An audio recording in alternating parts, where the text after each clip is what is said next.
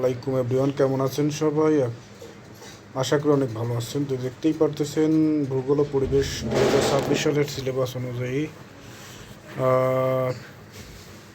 ভূগোল ও পরিবেশ 2026 সালের সিলেবাস অনুযায়ী প্রশ্নপত্র এমসিকিউ।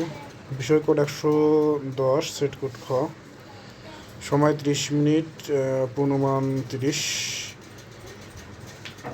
বিশেষ দ্রষ্টব্যে বলা আছে সর্বাগত বহু নির্বাচনী অভিজ্ঞতা উত্তরপত্রের প্রশ্নের ক্রমিক নম্বরের বিপরীতে প্রদত্ত বর্ণসংবলিত বৃত্তসমূহ হাতে সঠিক ও